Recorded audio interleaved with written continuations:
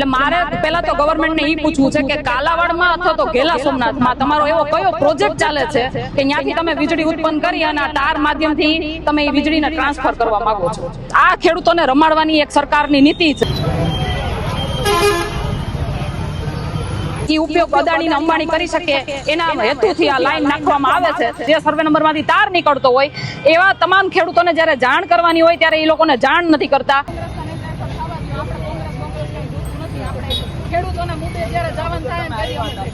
તો ગવર્નમેન્ટ અમને લેખિતમાં આપી દે કે આ થાંભલો ભવિષ્યની અંદર અદાણીને કે અંબાણીને વાપરવા દેવામાં નહીં આવે।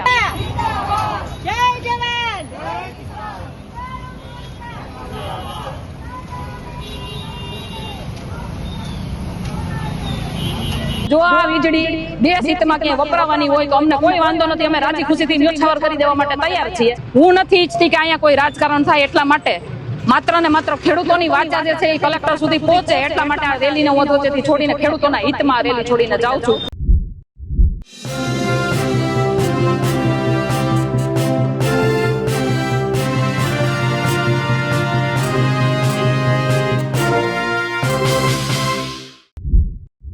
વીજપોલના મુદ્દાને લઈને આખા ગુજરાતમાં હાલમાં ખેડૂતોમાં વિરોધ જોવા મળી રહ્યો છે। ઠેર ઠેર ખેડૂતો આંદોલન કરી રહ્યા છે, ત્યારે હવે ઘેલા સોમનાથથી કાલાવડમાં પણ વીજપોલ નખાવાના છે અને આને જ લઈને ખેડૂતોએ આજે ગોંડલમાં વિરોધ કર્યો હતો।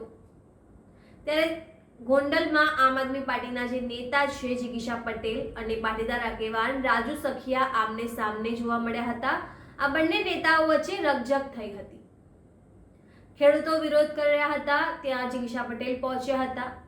રાજુ સખિયાનું માનવું હતું કે જો જિગીશા પટેલ આ વિરોધમાં જોડાશે તો આ મુદ્દો ખેડૂતોથી હટીને રાજકીય થઈ જશે, જ્યારે જિગીશા પટેલનું માનવું હતું કે તે પોતે ખેડૂત પુત્રી છે અને ખેડૂતોના મુદ્દે રાજનીતિ ન થવી જોઈએ। તેમણે એમ પણ કહ્યું હતું કે મને ખેડૂતોનો ફોન આવ્યો હતો માટે હું અહીંયા આવી હતી, પણ આ જ મુદ્દે બંને આમને સામને આવી ગયા અને ત્યારબાદ જિગીશા પટેલ આ વિરોધ છોડીને આ રેલી છોડીને રવાના થઈ ગયા હતા। નમસ્કાર, હું છું ચંદ્રિકા પુત્ર નિરાલી મહેરિયા। તો આવો જોઈએ શું છે સમગ્ર મામલો।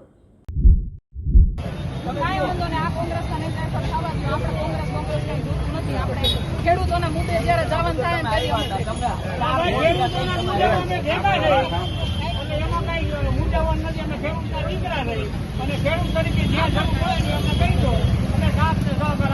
બહાર નીકળી ગયા છો, ખેડૂતોની એક રેલી હતી, શું કહેશો?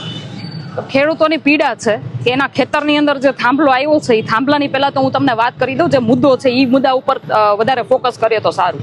મુદ્દો એવો છે કે જેઠકોની લાઈન આવે છે, કાલાવાડથી ઘેલા સોમનાથ સુધીની જેઠકોની લાઈન આવે છે, ગુજરાત ગવર્નમેન્ટની લાઈન।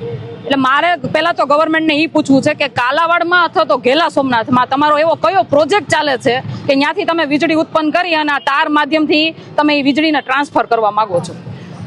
આ ખેડૂતોને રમાડવાની એક સરકારની નીતિ છે। ઘેલા સોમનાથથી કાલાવાડની જે લાઈન છે એ લાઈનનો ઉપયોગ ક્યાંક ને ક્યાંક અદાણી અને અંબાણીને થાય, એ ઉપયોગ અદાણી ને અંબાણી કરી શકે એના હેતુથી આ લાઈન નાખવામાં આવે છે।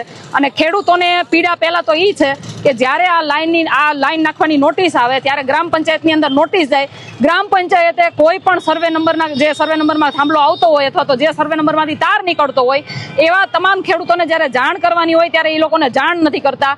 સમય વાંધા અરજીનો સમય વયો જાય એના પછી ખેડૂતોના ખેતરમાં જ્યારે થાંભલો ખોડવામાં આવે ત્યારે ખેડૂતોને ખબર પડે કે મારા ખેતરમાં થાંભલો ખોડવામાં આવ્યો છે અને કહેવામાં આવે છે કે તમારા ખેતરમાં સર્વે થઈ ગયું હોય।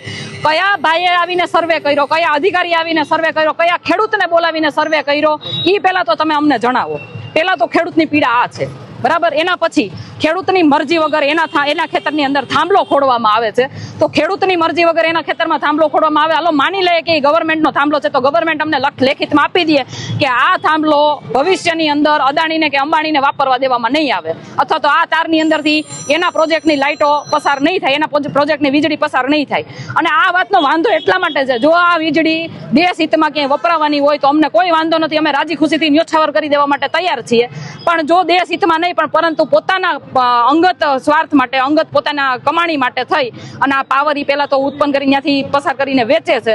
તો મારું કહેવાનું એમ છે કે તમે રોજ આખી જિંદગી તમારી પેઢીઓની પેઢીઓ આ થાંભલામાંથી કમાણી કરવાના છે, તો ખેડૂતને ભાઈ હું કામ એને તમે નાનું અમતું વળતર આપીને એને હેરાન કરો છો? એનું ખેતર કેમ વેડફી નાખો છો? પેલો મુદ્દો તો એ છે. બીજું મારે કહેવાનું એ છે કે એક ખેતરની એક સર્વે નંબરની અંદર થાંભલો આવે એટલે એ સર્વે નંબરની અંદર ભવિષ્યમાં ના તો કોઈ દિવસ એ જમીન એને થાય, ન કોઈ એમાં બાંધકામ થાય, ન નીચે તમે કૂવો ગાડી શકો, ન ઓયડી બનાવી શકો, તો એ ખેડૂતને કરવાનું શું? એ જમીન વેચવા જાય એટલે એને વીઘે જે ભાવ મળતો હોય એના કરતા હાવ ઓછો ભાવ મળે, તો એ નુકસાનનું વળતર કોણ ભોગવે?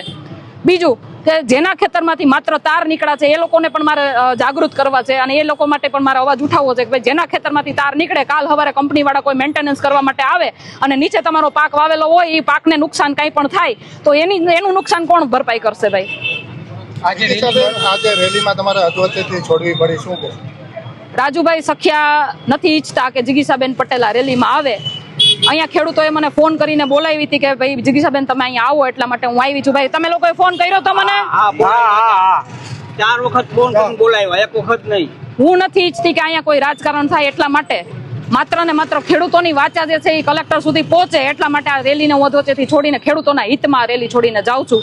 રાજુભાઈ સખિયાને આગળ રહેવું હોય તો અમને કોઈ વાંધો નથી, એ ખેડૂતનો દીકરો છે, એ પોતે આગેવાની લેતા હોય તો અમને કઈ વાંધો નથી. પેલા તો બેન નું કહેવાનું એમ જ હતું, અમે ખેડૂતોને બાંટવા નથી માંગતા, અમે કોઈ ખેડૂતને બાંટવા નથી માંગતા. ખેડૂતોની સાથે જ્યારે કહેશે ત્યારે અમે લોકો ઊભા છીએ, અમે કોઈ ખેડૂતોને બાંટવા નથી માંગતા. આ જે પીડા છે એ ખેડૂતોની છે, કોઈ રાજકારણની નથી, કોઈ રાજકીય પક્ષની નથી, કોઈ વ્યક્તિગત માણસની નથી, પણ કોઈને વાંધો હોય તો અમે શાંતિથી હટી જવા માટે તૈયાર છીએ. તો જેમ તમે જિગીશા પટેલની વાત સાંભળી, તમે આ મુદ્દે શું વિચારો છો અમને જરૂરથી કમેન્ટ કરીને જણાવજો. સાથે સાથે સરકારે અમારું જૂનું ફેસબુક અને ઇન્સ્ટાગ્રામ પેજ બેન કરી દીધું છે, તો તમે અમારા નવા ફેસબુક અને ઇન્સ્ટાગ્રામ પેજને ફોલો કરી શકો છો. અત્યાર માટે બસ આટલું જ. ધન્યવાદ.